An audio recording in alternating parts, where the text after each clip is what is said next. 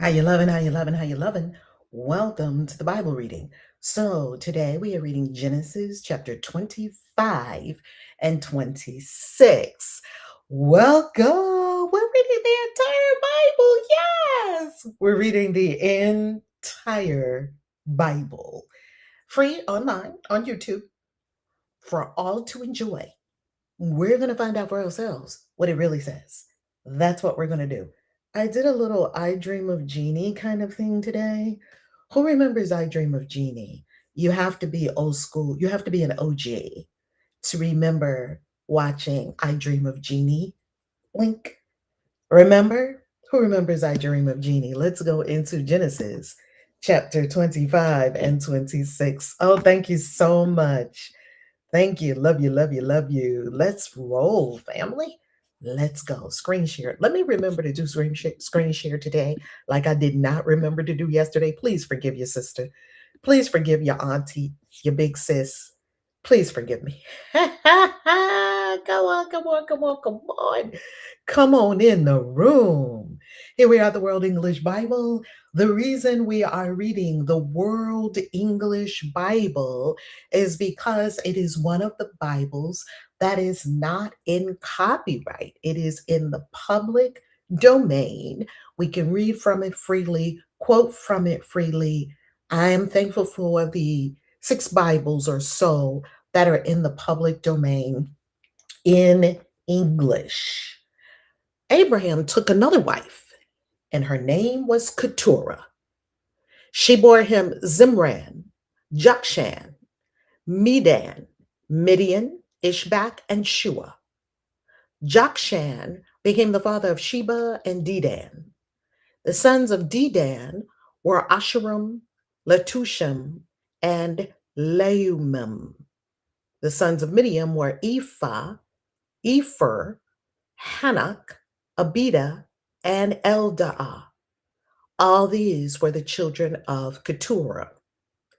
Abraham gave all that he had to Isaac, but Abraham gave gifts to the sons of Abraham's concubines. While he still lived, he sent them away from Isaac, his son, eastward to the east country. These are the days of the years of Abraham's life, which he lived 175 years. Abraham gave up his spirit and died at a good old age, an old man and full of years, and was gathered to his people. Isaac and Ishmael, his sons, buried him in the cave of Machpelah in the field of Ephron, the son of Zohar the Hittite, which is near Mamre, the field which Abraham purchased from the children of Heth. Abraham was buried there with Sarah, his wife.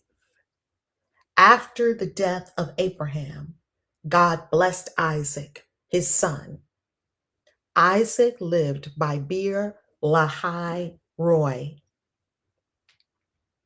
Now, this is the history of the generations of Ishmael, Abraham's son, whom Hagar the Egyptian, Sarah's servant, bore to Abraham. These are the names of the sons of Ishmael by their names, according to the order of their birth. The firstborn of Ishmael, Nebaioth, I hope I say this right and not butcher it, Nebaioth, then Kedar, Adbeel, Mibsam, Mishma, Duma, Massa, Hadad, Tema, Jetur, Naphish, and Kedemah. These are the sons of Ishmael, and these are their names, by their villages and by their encampments, 12 princes, according to their nations. These are the years of the life of Ishmael, 137 years. He gave up his spirit and died and was gathered to his people. They lived from Havilah to Shur, that is before Egypt, as you go toward Assyria. He lived opposite all his relatives. This is the history of the generations of Isaac, Abraham's son. Abraham became the father of Isaac. Isaac was 40 years old when he took Rebekah, the daughter of Bethuel, the Syrian of Paddan Aram, the sister of Laban the Syrian, to be his wife. Isaac entreated Yahweh for his wife because she was barren. Yahweh was entreated by him, and Rebekah, his wife, conceived. The children struggled together within her. She said, "If it is like this, why do I live?" She went to inquire of Yahweh. Yahweh said to her, "Two nations are in your womb. Two peoples will be separated from your body. The one people will be stronger than the other people. The elder will serve the younger." When her days to be delivered were fulfilled, behold, there were twins in her womb. The first came out red all over like a hairy garment. They named him Esau. After that, his brother came out, and his hand had hold of Esau's heel. He was named Jacob. Isaac was 60 years old when she bore them. The boys grew.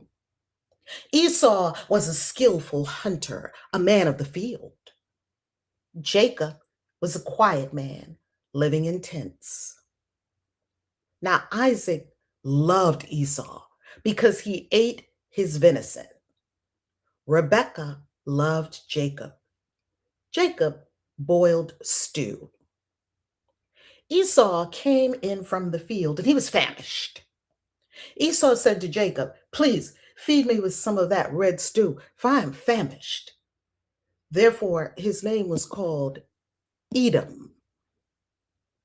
Jacob said, "First, sell me your birthright." Esau said, "Behold, I'm about to die. What good is the birthright to me?" Jacob said, "Swear to me first." He swore to him. He sold his birthright to Jacob. Jacob gave Esau bread and lentil stew. He ate and drank, rose up, and went his way. So Esau despised his birthright. Footnote to Genesis chapter 25, verse 30. Edom means red. Chapter 26. There was a famine in the land. In addition to the first famine that was in the days of Abraham, Isaac went to Abimelech, king of the Philistines, to Gerar. Yahweh appeared to him and said, "Don't go down into Egypt. Live in the land I will tell you about. Live in this land, and I will be with you and will bless you. For I will give to you and to your offspring all these lands, and I will establish the oath which I swore to Abraham your father. I will multiply your offspring as the stars of the sky and give all these lands to your offspring. In your offspring, all the nations of the earth will be blessed because Abraham obeyed my voice and kept my requirements, my commandments, my statutes, and my laws." Isaac lived in Gerar. The men of the place asked him about his wife. He said, "She is my sister," for he was afraid to say, "my wife," lest he thought the men of the place might kill me for Rebekah because she is beautiful to look at. When he had been there a long time, Abimelech, king of the Philistines, looked out a window and saw, and behold, Isaac was caressing Rebekah, his wife. Abimelech called Isaac and said, "Behold, surely she is your wife. Why did you say she is my sister?" Isaac said to him, "Because I said, lest I die because of her." Abimelech said, "What is this you have done to us? One of the people might easily have lain with your wife, and you would have brought guilt on us." Abimelech commanded all the people, saying, "He who touches this man or his wife will surely be put to death." Isaac sowed in that land and reaped in the same year 100 times what he planted. Yahweh blessed him. The man grew great and grew more and more until he became very great. He had possessions of flocks, possessions of herds, and a great household. The Philistines envied him. Now, all the wells which his father's servants had dug in the days of Abraham his father, the Philistines had stopped and filled with earth. Abimelech said to Isaac, "Go away from us, for you are much mightier than we." Isaac departed from there, encamped in the valley of Gerar, and lived there. Isaac dug again the wells of water, which they had dug in the days of Abraham his father, for the Philistines had stopped them after the death of Abraham. He called their names after the names by which his father had called them. Isaac's servants dug in the valley and found there a well of flowing water. The herdsmen of Gerar argued with Isaac's herdsmen because they contended with him. They dug another well and they argued over that also. So he called its name Sitnah. He left that place and dug another well. They didn't argue over that one, so he called it Rehoboth. He said, "For now Yahweh has made room for us, and we will be fruitful in the land." He went up from there to Beersheba. Yahweh appeared to him the same night and said, "I am the God of Abraham your father. Don't be afraid, for I am with you and will bless you and multiply your offspring for my servant Abraham's sake." He built an altar there and called on Yahweh's name and pitched his tent there. There, Isaac's servants dug a well. Then Abimelech went to him from Gerar with Ahuzath his friend and Phicol the captain of his army. Isaac said to them, "Why have you come to me, since you hate me and have sent me away from you?" They said, "We saw plainly that Yahweh was with you. We said, 'Let there now be an oath between us, even between us and you, and let's make a covenant with you, that you will do us no harm, as we have not touched you, and as we have done to you nothing but good, and have sent you away in peace. You are now the blessed of Yahweh.'" He made them a feast, and they ate and drank. They rose up sometime in the morning and swore an oath to one another. Isaac sent them away, and they departed from him in peace. The same day, Isaac's servants came and told him concerning the well which they had dug, and said to him, "We have found water." We called it Sheba. Therefore, the name of the city is Beersheba to this day.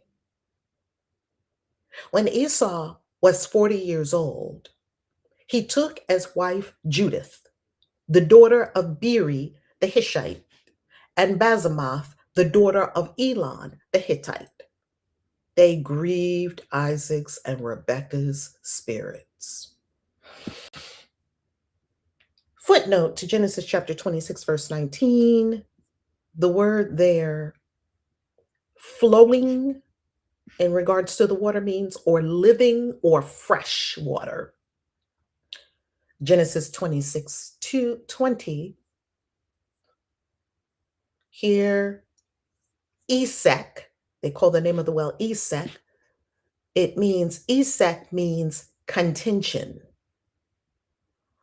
Verse 21, they called the name of the well Sitnah, and Sitnah means hostility.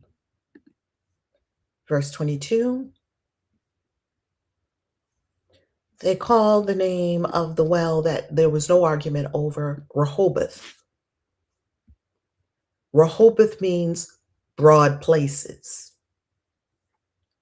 26:33, another well that they found, they called it Sheba. Sheba means oath or seven. Therefore, the name of the city is Beersheba. Beersheba means well of the oath or well of the seven. And that, my love, you, beloved, most loved of this great universe, that is the reading of Genesis chapter 25, verse 1 and chapter 26. If you came here for the reading of the Bible, there you have it. Now let's get into the commentary as we do every day, which is the juicy bits too, to go along with the Bible reading, because we've got to break it down. We've got to understand this. Do you notice a thematic contradiction? A thematic contradiction. Welcome, welcome, welcome. Come on in, come on in, come on in. By the way, smash up the likes, comment, tell us your thoughts on this. Thank you for all the robust conversation around this incredible experience of us reading the Bible together, you and I. Engage. Yes, engage. This is a conversation. We love it. Do you notice a fundamental thematic contradiction in what Yahweh says in the beginning and what Yahweh says now? In the beginning, Yahweh said, wipe the whole earth clean. It's too many of them, and man is only evil. Look at the thematic changes. First, Yahweh supposedly created the man and woman and said, it's very good.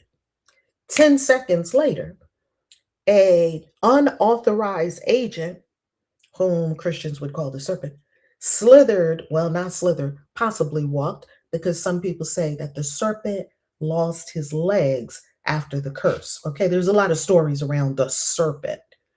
10 minutes later, after God made them, put them in the garden, told them what to do, an agent comes in and tells them the opposite of what the God just said. How is this possible? How is it? Who made the agent? Where did this agent come from? Is this agent working for God? What is happening here? And how does this serpent know this information? We never get an explanation for any of those things. We just have an agent coming in and telling this new couple that God just made and declared very good something the opposite of what God said. Turns out to be true. That the God said, don't eat. If you eat of it, in that very day you would die. The agent said, no. And God called this tree the tree of the knowledge of good and evil. So, therefore, if you go according to the story, the God did not want the man and woman to have knowledge of good and evil. He did not want them to be enlightened. He did not want them to have the knowledge. The agent said, oh no, if you eat from that tree, you'll be just like us, knowing good and evil, and you'll be like one of the gods. You'll have knowledge, you'll have gnosis, as people later on called it. Yes? All right. I want to show you something about a tree. This is from ancient Sumeria. And I want to show you something about the pine cone. Let's go to before we go on screen share, let me pull it up for you. Let's go to my photos that I took at the British Museum back a couple of years ago when I was at the British Museum, because I do travel all over the world to find the truth for myself. I like to see it for myself. We lead retreats all over the world. You will be with us if desired. If you desire, you will be with us in Bali for Lionsgate this year for the Do Nothing Dopamine Reset, No Technology Massages Every Day Private Chef retreat in Bali, Indonesia. And you will also be with us, if you desire, in Egypt at the Magic and Manifestation retreat in Egypt that is on the fall equinox.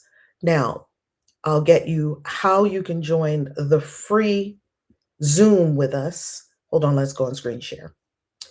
All right, so we're going to go to our screen share. And first off, we're going to go to valerielove.com. And when you get to valerielove.com, If you click this button here, explore your options, you'll see that there are three options that you can come into our community and that we can work together for your highest wealth, for your on purpose living. Those are the options right there. And I tell you all about it on this page. If you are so inclined and would love to join us, then that's a beautiful thing. Here is where you want to go. 11, if you scroll down on the page at valerielove.com, 11 occult and astrological secrets of ancient Egypt. This is a live travel Zoom for the Egypt retreat in 2026. If you would like to reserve your space, click that button and you will receive an email to join us on that private Zoom. If you would like to register for the Magic and Manifestation Retreat on the fall equinox, press that button and it will take you to the retreat page where you can do your deposit and a payment plan or pay in full. Okay, all the details of the Magic and Manifestation Retreat in Egypt are here. And so join us on the Zoom and get those details. Now let's close that and take you over to a picture. This is the British Museum and Library 2024. This is year before last as I filmed this. This is currently 2026. I was there in 2024 and I want to show you a couple of the pictures here. See, there's a famous handbag from all these different reliefs. There's the famous pine cone, and they have wings. Now, this, in my estimation, is related to the tree of life. You always see them with a tree. There are certain icons that you always see these beings with. No one knows who these beings are. They're very large, they're very tall. They always have the handbag. They're wearing wings. Now, some of them have an apparatus on the back of them. Many of them are wearing watches. And I'll show you one that has on a watch with an actual boom. We don't know what that is. Some of them, yeah, they have watches on. What the watch signifies, we don't know. They have wings and they have as unusually large, tall heads. This head covering somehow could be a helmet, and they love this pine cone thing. This one has on the watch as well. Some kind of device that this one is wearing. I'm not sure if you can see that. And all the watches seem to have the watch has a specific design. It has it has points going around, and it is not random and is not simply decorative. It is my belief or my contention that somehow this watch enables it's some kind of technology. This one has some kind of wand or scepter, and of course, the handbag. Now, all the aliens all around the world have the handbag. This one with the wings, I don't know if the wings and the handbag go together. Um, well, this one right here doesn't have wings and still has the handbag. No, this one doesn't have the handbag. Okay, it's got some kind of scepter in its hand as well, a shorter scepter than this one. This one with the handbag has wings. This one with the handbag has wings. Here's the tree of life. It is my contention that this is from ancient Assyria, I believe. Um, this is the ancient Assyrian um, reliefs and also ancient Sumer. So you can see that these beings, it's very reasonable that we think these beings came from outer space. Oh, they could have done, oh, that's a good one. Time travelers. That's a good one. It's very reasonable that we think these beings came from outer space. They're wearing wings. I don't know. They're not angels. And how do we know that they're not angels? Because these are depictions of beings who are over 4,000 years old, pre Bible. These are beings who were on the planet before 2000, before the year 2000 BCE. Angels were devised as we know them from the Bible, starting with the Septuagint, when the word Malak was translated. Malak simply means messenger. We've talked about this before.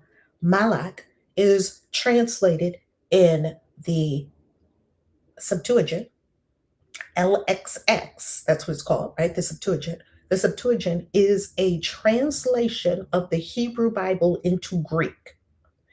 When they translate it into Greek, they use the word angelos, meaning some kind of divine being. It still wasn't an angel, it was kind of quasi, you're from heaven, you're from the sky, so it must be some kind of quasi divine being, angelos. Angelos was translated into the Latin as angelos and started taking on a meaning of like maybe this divine being, this messenger from God is going back and forth from heaven. And it began to grow. This story is growing and morphing. Then, when it was translated from Latin into English, angel. Then we begin to build the lore of angels, that they have wings, that they fly back and forth, that these are their names. And then it began to be reinforced with art.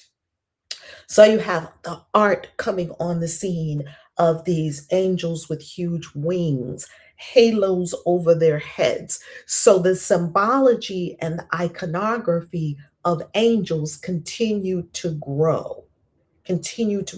And to this day, and we now have fixed in our mind what an angel is. So I say frequently, angels are not in the Bible.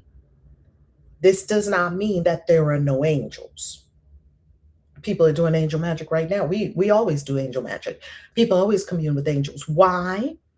Because when the infinite source is going to communicate with you, please listen very carefully to what I'm about to say.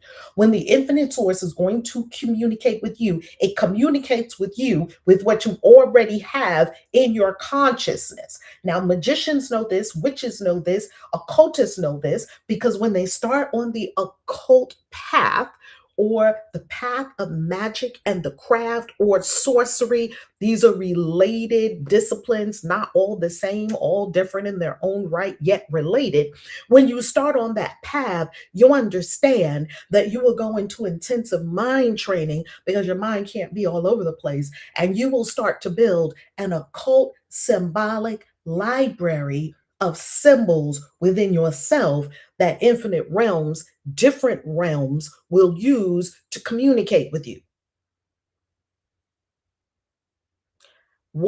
This is an occult secret that I'm talking about right here. And if you're not into occultism, it might not be clear. So let me clarify.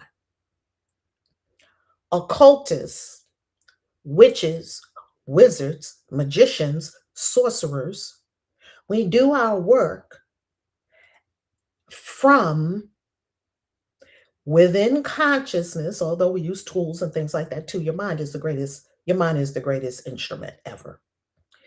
And in our minds, we have certain occult symbols. We have an occult library. The longer you work with magic and the craft, the more extensive your occult library is in your consciousness. It's like learning a new language. You're learning languages of the spheres. You're learning symbology, sigils. You're learning uh, about beings that exist beyond this plane of consciousness and how to communicate with them, because these beings don't speak English. I speak English. This being from I don't know what dimension, that's an I don't know what kind of being, doesn't speak English. So therefore, the AI agrees. Therefore, we must communicate in a language so that I can perceive the message correctly and I can communicate with beings in different dimensions. Everyone has the ability to do this. Most people do not develop their powers. This is what the divine, my higher self, the divine as me told me. The higher self that is personal to you. There's the all infinite source, and the infinite source expresses as this particular person and guides you in a personal way. So God is both immanent and imminent. It told me, don't dump your Christian iconography. Don't delete your Christian iconography. Keep it, because that will be useful in the craft. That's why I'm a Christian witch. I got it very clearly in my consciousness to not delete everything I learned from Christianity, because that would be useful in magic and the craft. And oh my God, yes, it was. Because when you go into magic and the craft, sorcery, necromancy, whatever it is that you're going to be practicing, like I said, you're going to have a new library develop in your consciousness. And Christianity already gave you an occult library. It already gave you a symbol, this symbol right here, the Tau, Tau. Now, some people call it a cross. This is one of the oldest symbols ever. It already gave you that symbol. And it's emblazoned like a sigil in your consciousness. If you're a Christian, you already got that symbol. You already got the symbol of a dying and rising deity. You already got the symbol of fire, fire as purification. You already got the symbol of water, the elements. You got all the elements in Christianity. Water as baptism, as a ritual. You already got rituals. And if you were in Catholic Church, you got incense. You got many other things that you require to practice magic and the craft and hoodoo and all of the occult sciences, magical arts and sciences. You got that occult dictionary from Christianity. Don't delete it. Keep that dictionary, and it can be expanded on. Yet I love it so much that that is what upper realms, higher self, God, beings use to communicate with me accurately, because I already have that symbology in my consciousness. I just said something, and people who are really deep into their occult picked it up. I just said something. So people in their ignorance is not an insult. It just means I don't know. There's a lot of things I'm ignorant about. I just don't know it. Ignorance is not a sin. It's not a problem. Why? Because ignorance can be ameliorated with knowledge. We can learn, and then we're no longer ignorant.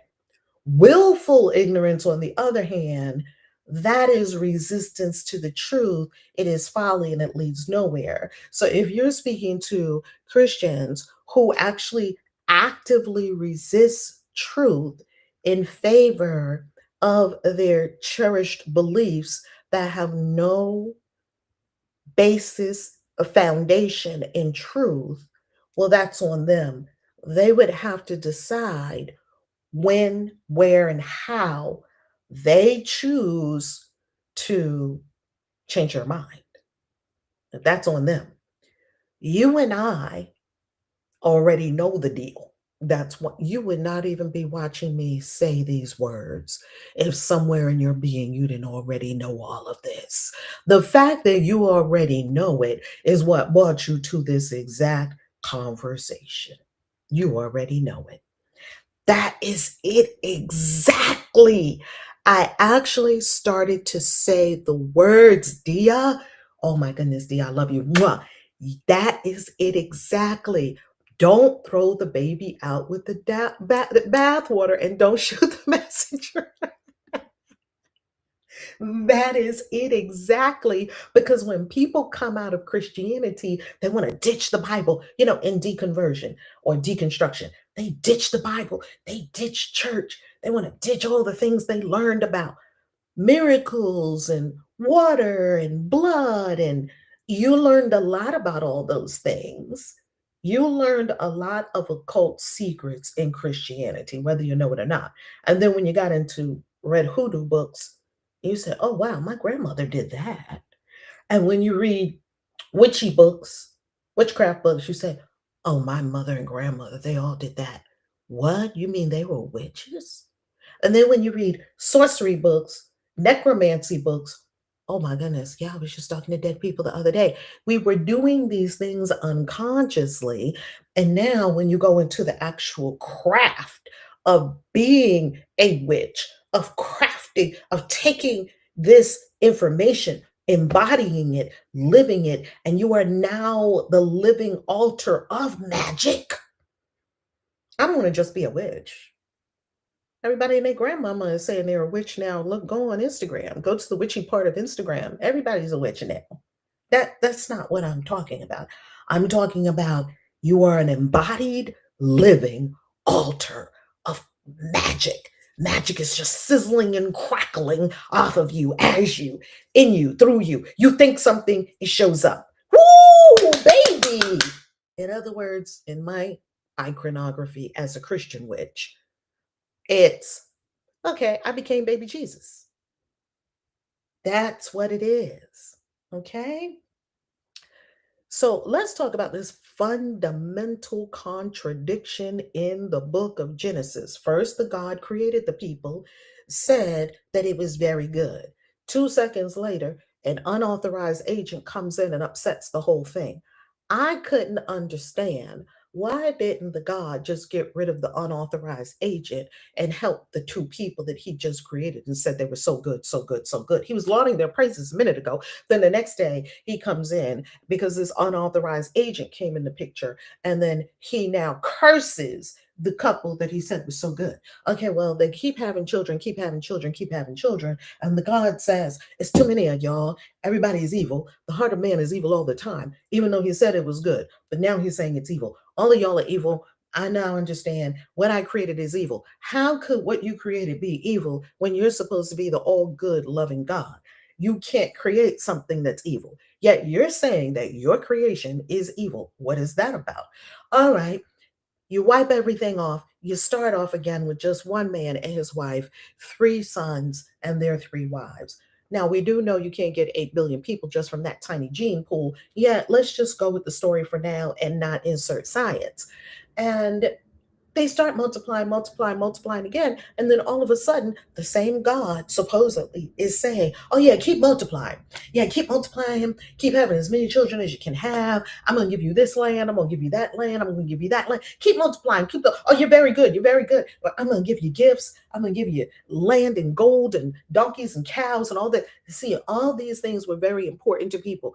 Tell me now who has all of these donkeys and cows? What average person is walking around digging wells? Well, some people that are homesteaders and that are going back to live off grid, they're digging wells, which is beautiful. Tell me the average person right now walking around in New York City that has flocks. Show me the average person right now in Chicago, Los Angeles, Bangkok, Thailand, that's walking around with sheep and goats. Show me people that are walking around with tons and tons and tons, digging wells and living in the wilderness and the desert. This doesn't apply to you. This wasn't written for you. And so people keep trying to take the Bible and they kind of try to keep bending this thing to make it fit your modern day life rather than let it be what it is, a story written a couple of thousand years ago by people who needed that story. And oh, I can use that story for anything I want. The Bible has no inherent meaning. That's why hoodoos can use it for spells. That's why hoodoos can use it for hexes. That's why witches can use it for Bible magic like I do. That's why you can use it for anything you want. It could be allegory, it could be metaphor. The danger is thinking that this thing came from God. That is the danger. Let's go further. How about Abraham was a rolling stone? How many wives Abraham had? Baby, Papa was a rolling stone. Abraham had Sarah, Keturah, concubines. Baby, Abraham was getting it in. Now, I do want to say that the biblical Abraham, we have no evidence this person ever existed. There is zero evidence for the biblical Abraham. It doesn't mean that he absolutely did not exist, because there are a lot of people in history that we have zero evidence for their existence. So we cannot say, as they say in scholarship, the absence of evidence does not equate to the evidence of absence. Okay? Just because there's no evidence about them doesn't mean that they did not exist. We cannot fall into that trap. We are using our critical thinking skills. So they do believe that this figure, Abraham, was built on a character who was more like a warlord kind of person. And the Bible characters fashioned Abraham into being who they needed Abraham to be. Abraham was not the person that you read in the Bible. All these things that you see Abraham doing in the Bible, that never happened, okay? Didn't happen.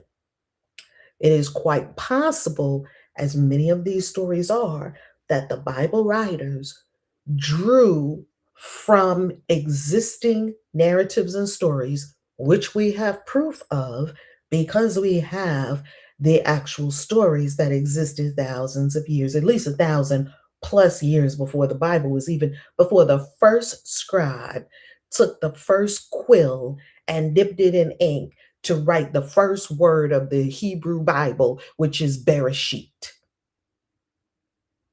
And remember, Bereshit does not mean in the beginning. Bereshit means in the beginning of this story.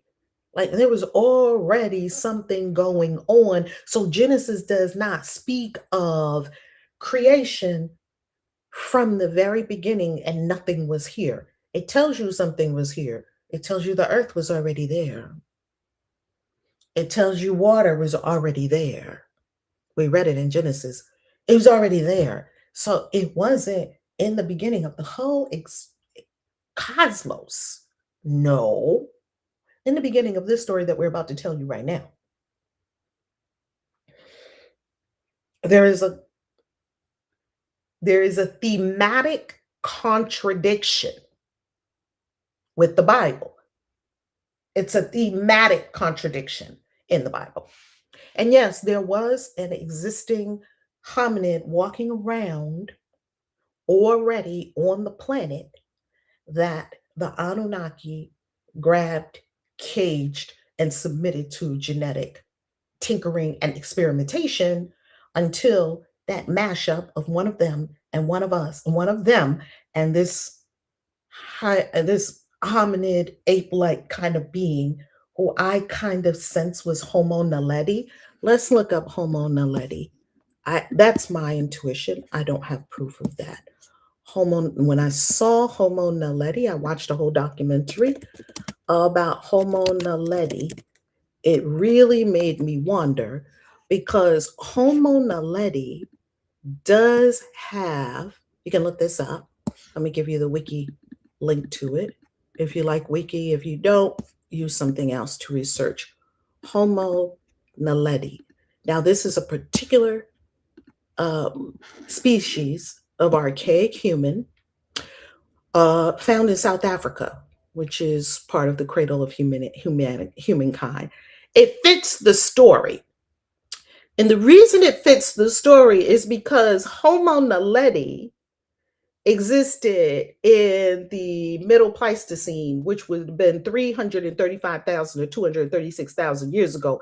It fits the timeline of the Anunnaki because supposedly the Anunnaki did this tinkering about 200,000 years ago. A little over, the best we can guess, somewhere around 250,000 years ago is when they did this tinkering. And this would fit. And the thing about Homo naledi, which is very interesting, is that Homo naledi was able to, they had burial rights, which means that if they honored their dead, they had intelligence. They're not Homo sapiens sapiens, they're not like us. Yet they did have a high degree of some kind of intelligence. Now, they did not have speech. So Homer Naledi, oh, Abraham was a Mac. Return of the Mac. Papa was a Rolling Stone. Abraham, we read it. He had Sarah. Then he took Keturah. Now, Keturah must have been young. Because how did Keturah have another 5 or 6 children? Keturah must have been young. And notice, here goes the stories once again of genetic, of barrenness, of the population control. You can see threads of the Anunnaki story when they introduce barrenness. You have to go ask one of them if you want to have kids. Some certain women were barren. They introduced infertility. So the Bible keeps telling you about these barren women. Those are repeat Anunnaki stories because that is how after the flood the Anunnaki introduced. Could have been after the flood, or it could have been prior to the flood. At some point, they introduced, according to the ancient text, population control measures such as infertility, infant mortality, and they shortened lifespans to about 120 or so. So after the flood. So you can see why so many of these women in the Bible are barren and they have to petition their Elohim to be able to have a child because population control had been instituted. And so the Bible writers would have known about that. It was in the zeitgeist, it was in these old stories. We didn't know about the old stories until the old stories was pulled up out of the ground. The Bible writers knew about these old stories. So they took those old Anunnaki stories and weaved them into the Bible for their own purposes as they were creating their origin story, their story that's going to get their people in line the way they want their people to be on the same page. So that's why you had the barrenness and why Keturah had to go ask to have a baby. And when not Keturah, Rebecca. Why Rebecca, Keturah was spitting out the baby, so she didn't have the infertility issue. Rebecca had infertility. And isn't it interesting that after she got the fertility specialist come see her, whoever they did, Yahweh granted that she could have a child. Isn't it interesting that she had twins, which happens quite frequently when a person is on some kind of fertility program, fertility either in vitro or fertility meds, usually results, many times can result in multiple births. And if you wonder why Rebecca had twins, Esau and Jacob, it makes sense according to the Anunnaki stories. So when I read the Bible, I ask, does this add up to the Anunnaki story? And it always does. It always does. Like, oh, I see how that connects to the Anunnaki story. Yet it doesn't make coherent sense, the reshaping of this story. It's not coherent. Lastly, I want to say this. As we read the Bible, we've really got to do all we can to take our lens off, our Christian lens off, our church lens off. We've got to absolutely jettison everything we were taught in church about, or Christianity, or any religion for that matter, of what the Bible means. Get rid of it all and simply read the Bible on its own merits.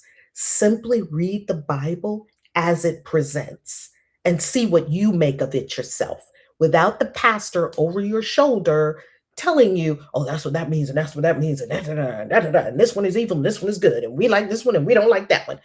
How about we suspend all that has been pumped into our brains and simply take the Bible at face value to see what it says? I love you, and I will see you tomorrow.